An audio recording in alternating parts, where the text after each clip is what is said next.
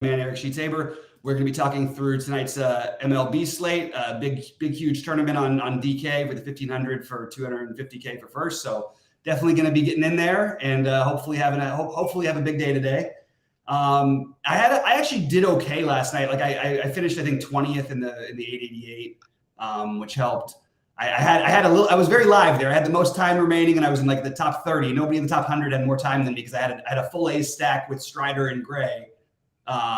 So it was looking pretty good. I just didn't have the exact right A's. I had Rooker and I had the first baseman, which was amazing because he was like 4% owned, who both had 2 home runs. But I had Langoliers instead of the other catcher. That would have hurt. And then I could have used any of the Diaz instead of the Diaz I used. But we're on to bigger and better things. Sheets, is there anything you have sort of an overall take on this slate before we jump into the game by game? Yes, I do actually. First of all, what's going on with my screen share here? It's hiccuping a little bit. Yeah, I don't know what's going on with it actually. Hang on, let me try something else. Okay. Yeah, so we'll oh, there it is. Yeah, I actually have an opinion on this slate.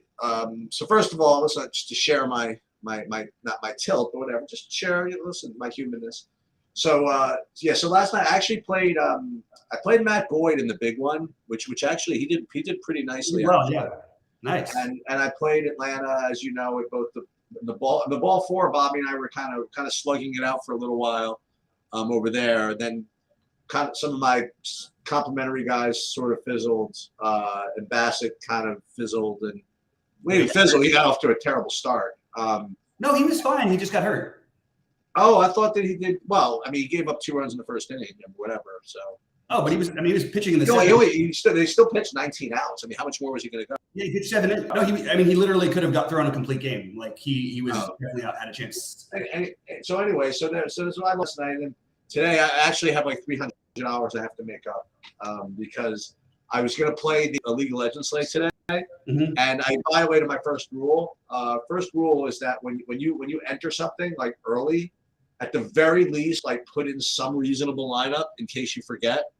And I forgot. I just put in completely like 10 random players, and duped it 15 times.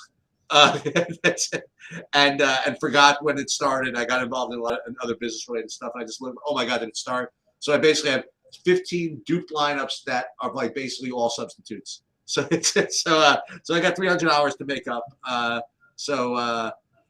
don't know if the 1500 is the way to make up a $300 thing, because you can't make up 300 in the 1500. You have to either make up 4,000 or nothing, pretty much. Or 2. But I'm going to play it. I'm going to play it tonight, and I got to tell you, I don't know whether they do this on purpose or not. They obviously don't, but to me, this is a totally impossible slate. Like I'm looking at my pitchers. I mean, I could play 10 pitchers. I mean, honestly, like I really have no idea. And I'm looking at my stacks. I have like a billion things I could do. So I honestly have no idea. I mean, I'm kind of hoping that we could talk through some of this and I can get a little bit of a little more direction. And then because the problem is I'm also not going to be around live. So it's gonna be rough for me to have a good shot in this one. But I'm gonna do my best. Hopefully we can get through some of this today and in this session, because I don't know what I want to do. But let's I guess we just get right to it. Yeah, let's get into it, because I totally feel you, and to me that actually makes me a little bit excited. I feel like there's just a lot of there is a lot of ways to go. It's very interesting to see like Joe Ryan being the most popular pitcher against the Yankees. I believe, did he face the Yankees already? I think he did. Whoever he faced a couple of weeks ago, and it was a 15-game slate, and he was like 8K, and he was like 1% owned. And now you have him at 10-5 on a full 9-game slate with a lot of questionable options, and he's supposed to be 40%. It's just very interesting how is anybody 40% on today's slate? Well, because there's only 9 games. You have to have 2 pitchers. It's basically impossible mathematically that there wouldn't be somebody 40%, even if that guy's not a great player. You know what I'm saying? But okay, so let's get into it with the first 2 of the night. By the way, we are going to go live tonight at 11 o'clock. Yeah. Why don't you talk about the other thing too? Like the yeah. We'll be doing a live roundtable discussion / coaching session, sort of doing what I used to do when I was coaching. And Sheets will go over some of his process. And we're going to talk with Scott McCarty, who's been a member. He's been really active in the Discord and the chats. He always pops in. We're excited to do it with him. And we're going to see how it goes. And anybody else who's interested, feel free to DM me and we will set up something to try and do with you guys. We're going to try and make it, as of right now, we're just doing a once a month thing. But if we have the interest and you guys really want to do this, I think it really helps people get better. We've had some, people like Adam Perry and people like K9 Bronco who've done it with us before, really said they appreciate it, they found it valuable. And even if you don't do that part with us, I think it's still really valuable for people to see from a teaching perspective. We talk a lot about really not just wanting to talk about play, is really trying to talk about process and make things better. And Sheets is doing that every day when he does his, when we do the live before lock, where he's actually building his lineups and I'm showing everybody what I'm doing. And we just want to offer you guys like the best ways to get better at DFS instead of just saying, okay, here are the guys we like every night, even though we're doing that as well. And yes, it will be, Rich, it'll be live and it will be posted on YouTube. So if you'll totally be able to watch it on YouTube. Absolutely after that. And Rich, you might find this valuable down the road. So maybe we could even talk about if you're ever interested in doing it. So that gets that out of the way. With that said, let's get into the games. Right off the bat, this is the guy who you have the guy who I sort of, you always say that I get him right. I don't know that I always get him right, but I think my strategy with Barrios has been good to me. Look, he's got to be on the list today because he's facing the White Sox, and anybody facing the White Sox kind of has to be on the list at this point. But I don't feel good about it. And I feel like this could be a nightmare for Clevenger. And I am, as you know, somewhat of a Clevenger guy that I think that he's still got something at times that he can tap into. You can't miss the strike zone that often against this Toronto team, whether it means it leads to home runs or you're just walking too many guys. I think you're putting yourself in a really dangerous position. So Toronto is a priority for me, one of the priority stacks. Now, there's a lot of ways to go today, so you're going to hear me say this about some other teams, and I'm going to have to narrow my pools.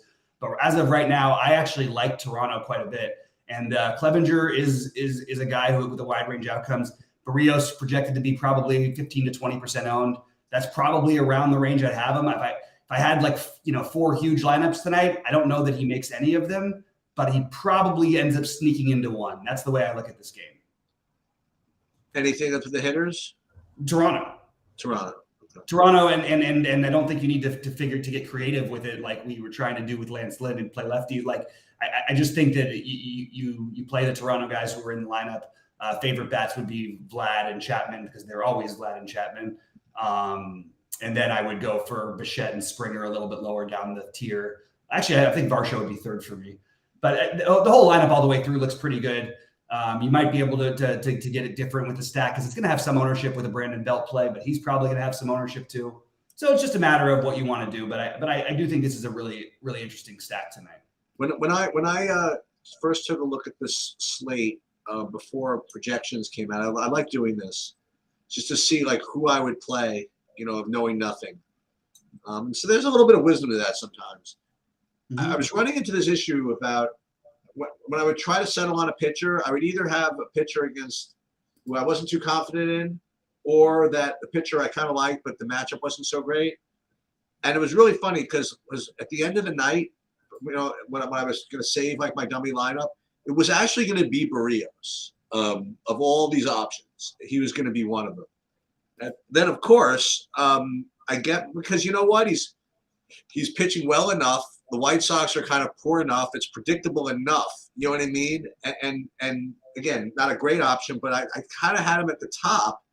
And then, of course, I did my projection this morning, and then I have a 1, 2, 3, 4, 5, 6, 7, 8, 9-way tie for first, and then Barrios just behind them. You know what I mean? So right. I have no idea what I'm going to do. Right. But what I will say is that I didn't get to Clevenger at all, and I got to probably because I got to Toronto as the top. Okay, it's the top rated stack overall, but getting a lot of ownership, I think. So you're gonna have to decide what you want to do. Now, I think that because I'm having the similar trouble with pitching and everything, that I think a lot of people will, and so I think that there's not going to be some big, huge chalk. So I think you don't have to worry about ownership as much today. But so Toronto, yes, I agree with you. And I think Barrios on a very, very long list of pitchers, right? Yep. All right, so let's move on. Let's put him in to start, and then we'll see what else. Yeah, of the first two, I think he's the better option. So getting into the next one, I don't think you're not worrying about any pitchers from this game, this Mets game, right? Is that what I am actually. You're getting to him? Okay. I guess Budo, or however you pronounce it, is okay. I still don't know if I feel great about it, but he's on the list. Whatever. I should have. I guess I'll put him on the list. He's a cheap. See, the problem I have with a play like this, I just want to say real quick. The only problem is, while we have all these mid-range guys and nobody looks all that great, just when everybody's that solid, it seems like two of them will have games. And Budo, I think you're kind of hoping for like 10 or 15 fantasy points. So honestly, like, I think if we're gonna mention him, I think that we should at least mention Josiah Gray. Now, it's a nightmare type of a matchup for Josiah Gray, based on the old Josiah Gray. We have to accept that this kid is maybe changed some things. Unfortunately, it means his strikeouts are down, but he's keeping the ball on the ground more. His control has been better, although he walked 4 guys in his last game. And he may be coming into his own. This was a top pitching prospect in baseball a couple years ago, sort of in a terrible situation there in Washington in general. And you definitely can stack the Mets here, but I think that this is another team that I expect to get some ownership. And I don't know that maybe we've seen some changes from Gray now. So I have the Mets on my list, and I guess I'll put Budo in / Gray as like very long shot plays. But I'm maybe going to be a little lower on the Mets in the field. The only thing is, because they're expensive for the guys you want, they may end up being a little bit lower owned than people think. So getting some Mets exposure certainly makes sense at first look, but you're going to hear that from a lot of teams today. How do you do? Yeah, so I have Budo as like the 9th pitcher on my list. That's the only reason I mention it. I didn't get to Gray, and I definitely think the Mets are going to be in play. But again, if they're going to get owned, I might get greedy and go somewhere else. I also am not opposed to some Washingtons here and there. Now Budo, from whatever it is, I mean, I from what I read, he does keep the ball on the ground. You know what I mean? So it's not exactly the greatest kind of young guy to go after. But if I get to like a Meneses and literally 2 good hitters on the team, I forget the other one. Him and the other guy, whoever it is, I'm not gonna knock him out. So I haven't seen Washington as small value, but again, I'm looking for some sign of the gods to tell me which way to go, and it's probably not going to be the Mets. In the end of the day, they're going to rate high, but I just think they're going to be too owned. I think I'm going to be a little greedier, and it's definitely, in the end of the day, I'm not going to play Budo in the big buy-in, and I'm definitely not going to play Josiah Gray in the big buy-in. Mm-hmm. Fair enough. All right. And it's kind of, we got a nice little staggering at the beginning of the slate tonight. It's kind of, everything is a few minutes apart. 7:20 game, the Atlanta, Miami. I am siding with, look, I understand there's some overall concerns. The first guy that I put in my lineups that I felt like okay with looking at, I'll play Charlie Morton. Yeah, this is it. These are the 2 I have right here. He's the one who I felt probably the best about. And that's what I'm doing. I don't know how Atlanta is not, like, this is why that maybe the Mets and these other teams that we keep saying are going to be popular don't get popular. I don't know how Atlanta ends up low owned tonight. Well, because because everybody's like 8K. You see some of these prices. They're the easiest stack to get in of all teams. You should know that. Look at, they've got 3 outfielders that are 2,500 or less. How about our hero last night, the leader of the free world, Sam Hilliard, with the exactly right. And you did the thing that I just am not willing to do very often. I will stack Atlanta. You have to make decisions between Albies, Olsen, and Riley usually when you stack them, and Murphy, I guess. But I'm just not usually willing to go against to not play Acuna if I'm stacking Atlanta. It's just right. There's too much upside. Even his down games, although yesterday was a really bad one, but it certainly makes sense on smaller slates to do it. if I played them today, I would want to stack him. So I do have Atlanta as the top stack right now, but I also think that they will be the most popular of the teams we've talked about. And I just don't think that they're hard to get in at all. I think it's a misconception because what you do have to do is you have to sacrifice very valuable positions in your outfield to play guys like Rosario, who finally hit a home run last night for like the first time, it feels like, since the Dodgers series 2 years ago. And Hilliard, who just had an insane game. But you can go ahead and play those guys. Like, there's nothing wrong with playing those guys with Acuna, and then you use 2 of the infielders, or you can try to stack without Acuna. But I probably am gonna. I mean, like, my first build had Morton and it had Acuna and it had a 4-man Brave stack paired with another team. You gonna pay the 59 for Olsen, lefty righty? What's that? Say that one time? You're gonna pay the 5,900 for Olsen? Sure, no problem. Yeah. I mean, the problem is deciding between Riley, Olsen, Albies is always a little bit tricky. Yeah. And there are usually better plays at first base. That's where Atlanta does end up lower owned than they should be sometimes, because you're paying $1 million for Olsen and $1 million for Acuna at the strongest positions in baseball. Right. What do you have this one with Morton? You like Morton, obviously. He's fine. You know what I mean? Again, I want full. Again, he was the guy I had. You know, in my just okay. I've heard of him. I mean, you know what I mean? Like he hasn't been great, but he's been serviceable, and it's home against Miami. You know what I mean? Like, so I shouldn't say home against Miami is good. Actually, I guess you prefer it to be in Miami as far as the park goes. So I don't know. I don't know. I've kind of changed my mind, I think, as to my preferred guys, which we're going to get to. But Morton's certainly on my list. You know, it just hasn't hit me yet what I'm actually going to do. But he's definitely he's got that profile. Like, the price is totally good. His talent and, you know, long-term talent is good. You know what I mean? He's not like in elite form right now. You know what I mean? But he's got a good matchup, and it's probably just a good dude to throw in there and be safe enough that he gets between 13 and 20. You know what I mean? Like, something like that. He's the one thing about me that I like about him, and you mentioned this a lot, is he does have a leash. Yeah. As opposed to, it's funny, you know, I look back at Berrios, and they haven't let him pitch. I mean, yeah, some of it's been circumstantial too. Oh, is that right? Okay. Well, some of it, but there is none of them. I mean, like, nothing over 90 the whole season. Yeah, I mean, but again, like, let's not, like, partly he doesn't get himself in the same trouble that Morton gets himself into. So he can go 7. He pitched 7 full innings last game. That's true. That's true.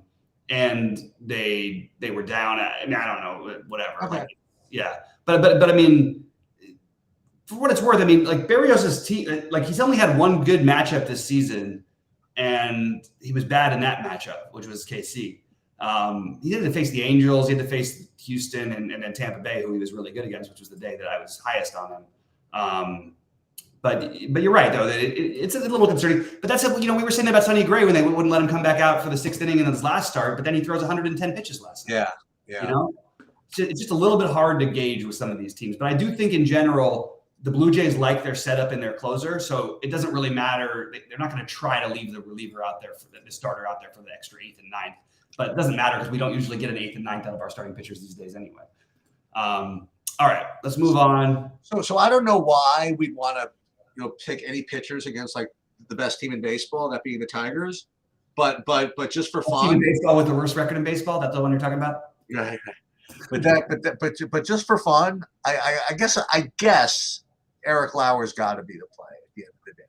I mean, now I'm looking at this, like, he's got, I mean, just the game log watch, he's got three out of his 4 starts will totally take, and all of them, those 3 starts were on the road against teams much better than Detroit.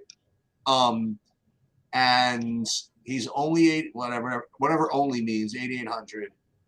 And I think I like him better than Berrios. So I would, as I'm just doing this, right, I'm going to move Lauer to the top of the list at this point. So it would be Lauer.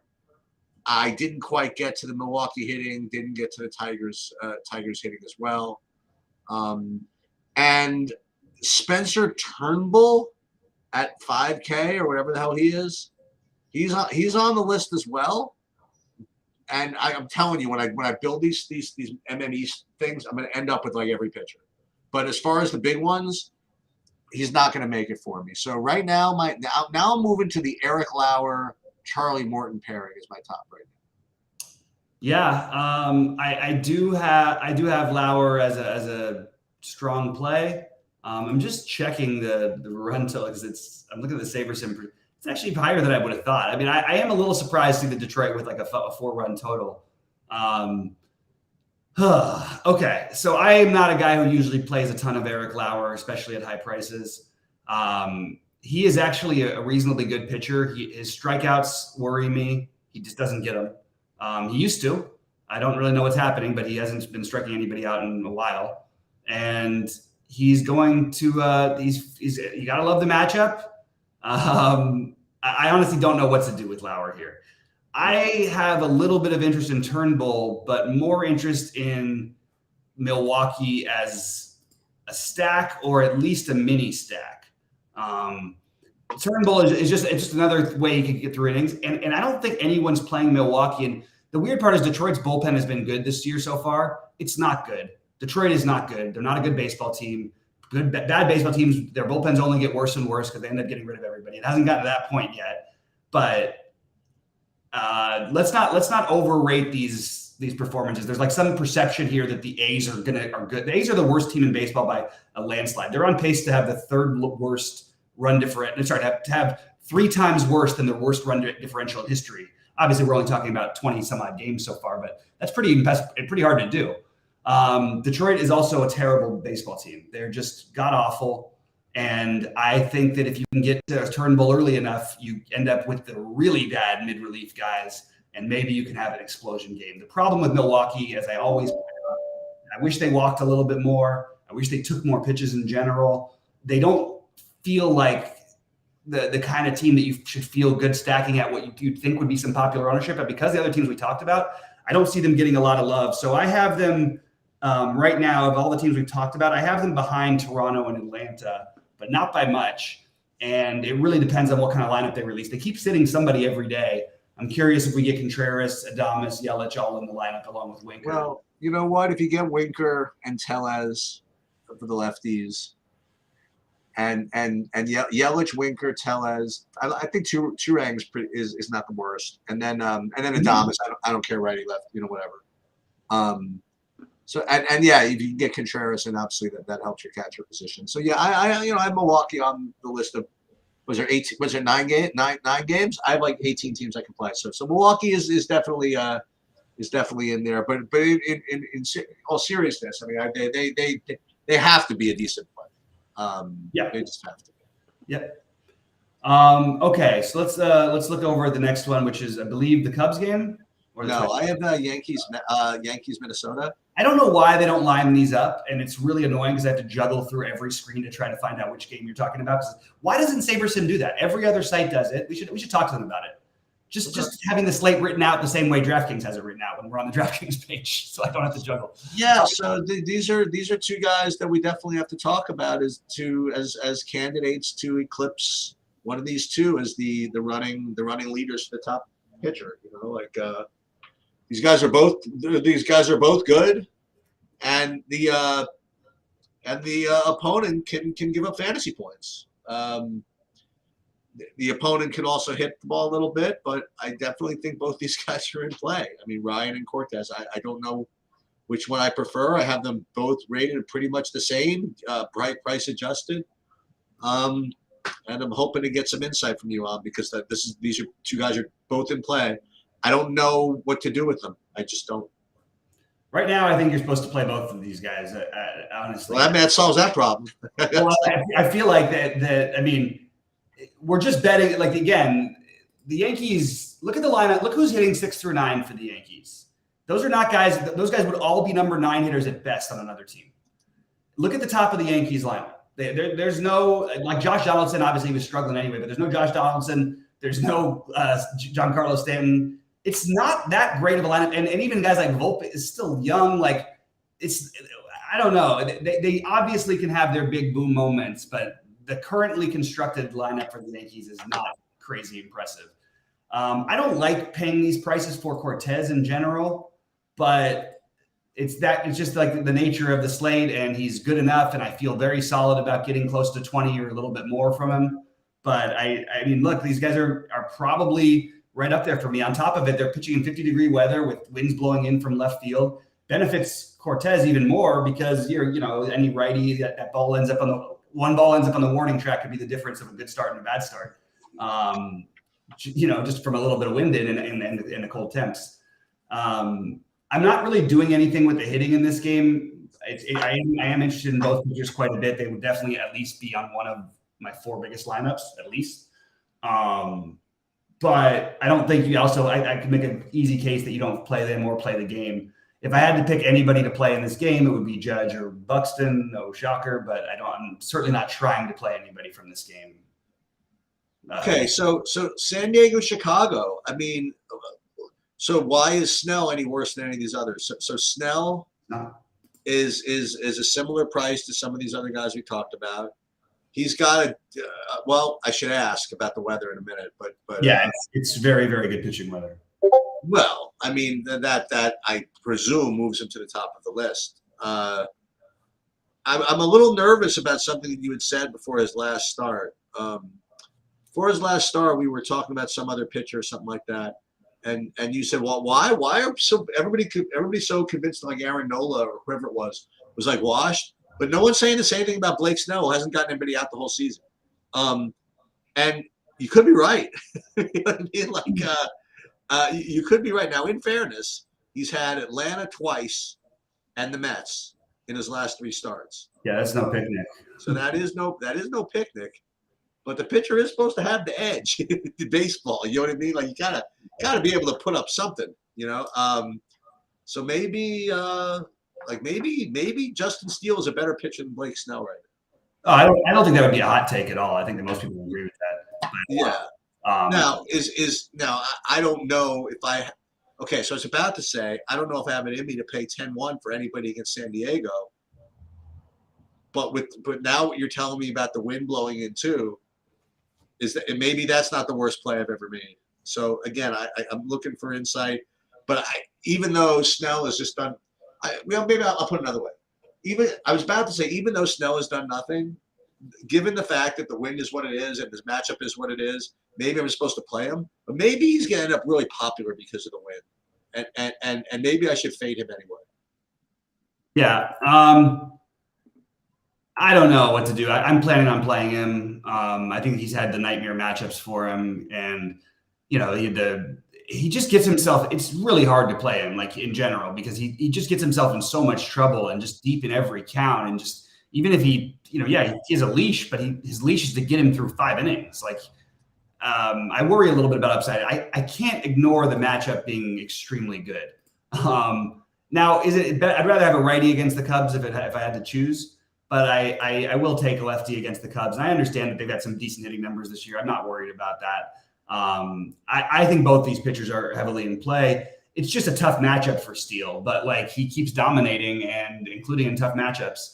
So both of these guys are on the short list for me as of right now, with 41 degrees and 10 miles an hour blowing in from left in Chicago. That sounds like a pretty good situation to try and play the pitchers. All right. Snell can pitch to contact a little enough so he can like maybe get through 5 innings. That would be helpful. Okay, so this. I will go on the limb. Okay, so this is the best play. I'm with you on this. We're actually going to be in agreement. Yeah, I'll give you some key numbers. Why the Griffin Canning is the best play. Mm-hmm. I'm going to give you, and it's not the same numbers you would give me, right? Number 1 is however many losses Oakland has for the season. I don't know what that number is, whatever that is. They're really bad. Okay. Second thing I would mention is this number 11. Okay.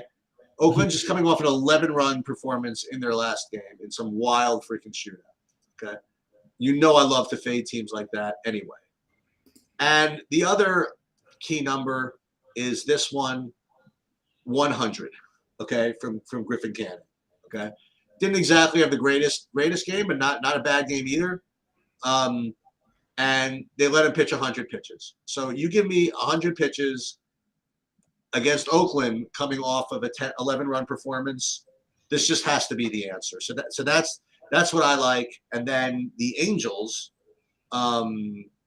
against whoever Miller is, I think the Angels are a good play as well. So Canning with Angels, I think, is where I'm going. Yeah. So I'm totally agreement about Canning. For what it's worth, a little better hitting weather than most state places today, just because there's a lot of bad hitting places. Okay. But I'm totally on the same page. Oakland basically has been the worst offense in baseball. Canning 6,400, and I don't care about team score. Every team is going to score 11 runs at some point this season. Like, doesn't matter that the A's have had some score. And we could say whatever we want. The fact is, they're still significantly the worst team in baseball. It's really not all that close right now. I mean, you could argue against the Royals might be worse, but I am totally cool with taking a shot on Canning. I actually, if you wanted to play devil's advocate, I'm not going to argue with the idea of taking shots on some of the cheap Oakland guys. I have no problem with that, but I'm definitely siding with the Canning thing right now. And I'm a little, if you're going to play a pitcher who's 5,500, like you were talking about earlier, why wouldn't we play Mason Miller instead? Who is that? He's the pitcher for the A's. No, I know, but I mean, is he like a real person? He's a young guy. You know, his strikeout numbers were really good at the lower levels. They brought him up. I don't know exactly how old he is. Let me just see, because that always is a thing to me. I like them to be like 24, 23, 24. He's 24. Yeah, I think that there's an outside chance that he has his last two starts, by the way, in the minors, he struck out 19 guys and had 0 walks and gave up 1 hit. I like the idea of getting a little weird, so I'm even including him in my pool. Now, that's just a really get weird play, but I understand the argument for the Angels and for Oakland today as far as stacks go. I probably will have a hedge Oakland like mini stack somewhere. I'm not really getting to the Angels, and I don't think other people are really going to get to the Angels that much either, which is kind of weird coming off of a big day. Dude, this is what I'm trying to do. I'm trying to throw out some of these teams, and I'm hoping that you're like, dude, that's exactly what I was thinking. I'm all over this. I'm just kind of throwing them out there, and nothing seems to be. Yeah, I don't have that same love for the Oakland stack as you do, or the Angels, but I don't. That's the whole thing. I was kind of feeling it out. I was throwing it out there. You know what I mean? Well, but I'm totally fine with it. I just personally, it's not one of my favorites compared to some of the games we have earlier. But we got other games still, so maybe we'll get to this last. But I actually feel pretty good so far about narrowing a little bit where I was going to go, because for a while I didn't want to mention 18 teams, and I'm saying the arguments for these teams, but I'm not realistically trying to stack the A's up tonight. That's not what I'm going in tonight trying to do by any means. But I do think that getting like a mini stack, if I'm not playing Canning is the way to go. Canning was the other first pitcher I put in. What is the weather situation in Arizona? So I'm going to double check the roof being open or not. I'm guessing it's open because they like to keep it open as long as it's under 100 degrees. Roof status in Arizona. And just for everybody, roof open means better for hitting, right? Yeah. It's just especially because it's in the heat there. I'm off of this game. I'm getting actually open. That's actually not true. I'm actually, believe it or not, getting to some Kansas City, gross as it is. So yeah. So I'm getting to some Kansas City. Why wouldn't I? They can't win any games and they're on the road. But that's kind of where I am. You're off of this game? Oh, okay. No, I'm on Kansas City. Oh, you're on Kansas City. And I'm not really getting to Zona, although I don't have it in me to play Brady Singer in this particular wind condition. I mean, weather condition. Doesn't really. What's that? I don't know. I guess it depends on how you look at those things. And yeah, go ahead. Yeah, so I don't know. I guess a little bit of Kansas City. That's definitely a possibility. But I don't think I'm going to get to the pitching. But maybe we should. Maybe we just keep playing Brady Singer until he loses all our money. Maybe that's possible. Well, I mean, in all fairness, he hasn't had one even okay matchup. The teams that he's faced the last, San Francisco is really tough on righties. Atlanta, we know Atlanta, and then Texas. That's no picnic. And then Toronto before that. And then Texas before that, and San Diego before that. Like, you know what I mean? It's like, this is the best matchup he's had all year by a landslide. When we're trying to decide between all these other pitchers, why don't we just X out the first all the 740 games, play Canning, Singer, and the Angels, and you know what I mean, and then just something like that. I don't for zero. Take something to the live sweat later tonight. Always have something to root for. So. Yeah, okay. I think there's something there, but I am gonna be playing as much as I'm like I'll have a Singer lineup. I think actually probably a pretty big buy-in. I do think that both of these offenses are really just in awesome spots. Kansas City, terrible bullpen.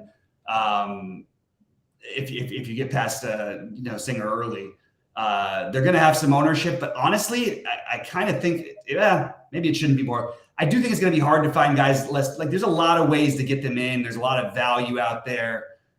I am going to have a lot of exposure to this game. It's just going to depend on how high owned it is. Because, like, I have Witt being the most popular shortstop. If Melendez play, I have him as one of the most popular plays on the slate.